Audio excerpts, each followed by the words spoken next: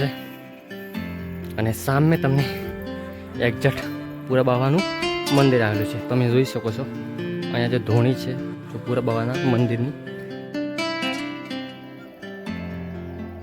તો નવા વિડીયોમાં તમારું સ્વાગત છે.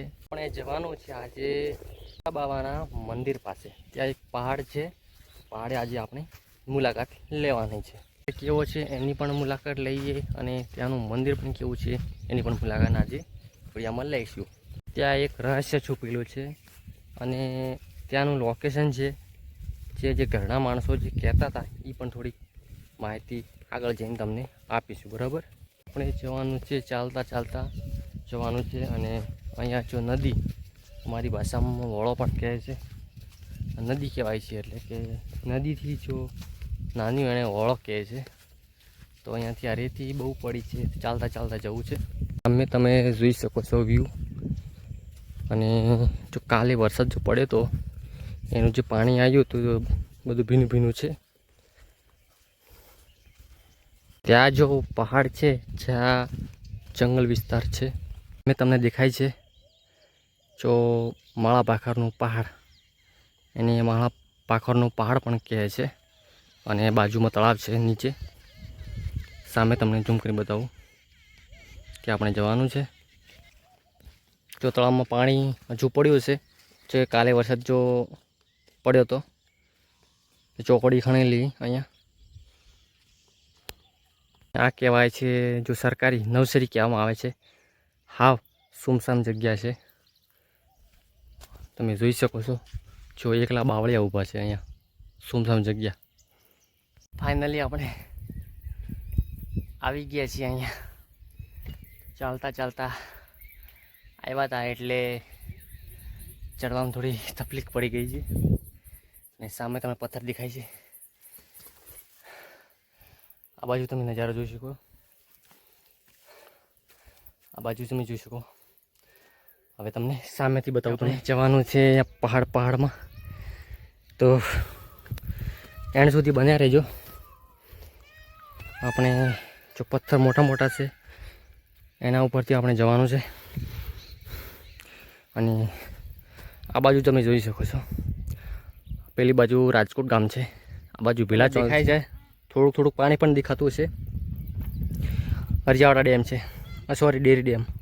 અહીંયા થોડું ડરાવણું જેવું છે જંગલ. મોટા મોટા પથ્થર પડ્યા છે એટલે કે એનાથી નીચે હાવ ખુલતા જેવું છે. એટલે જે કોઈ બી હોઈ શકે છે, શિયાળ છે, કોઈ બી જાનવર પણ હોઈ શકે છે. તો થોડી બીક જેવું લાગે છે. તમે જોઈ શકો છો જો પથ્થર જે પડ્યા છે એ બે ભટકાયેલા પડેલા છે. તો અહીંયા નીચે તમે જુઓ કેટલી ખાઈ પડી છે. જો ઠેસ ઉપર ચડી ગયો છે પથ્થર ઉપર. અને બાજુમાં તમે જોઈ શકો છો કોરી મોરી. તમે જુઓ થોડી બીક લાગે પણ તમને કેમેરા આજુબાજુ ઘુમાવું છું.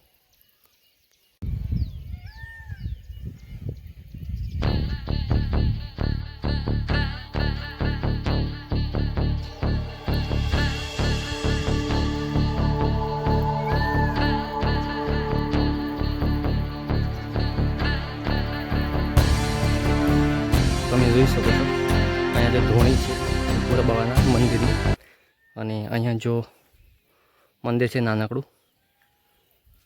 તો અહીંયાના જો ઘરના માણસો એવું કહે છે કે જે ભોરા બાવાનું જે મંદિર બન્યું ત્યાં જો ભોરા બાવા હતા, એટલે કે ગુરુ હતા, જે ફરતા ફરતા ફરતા ફરતા જે પહાડ ઉપરથી જતા હતા ત્યાં જે વિસામો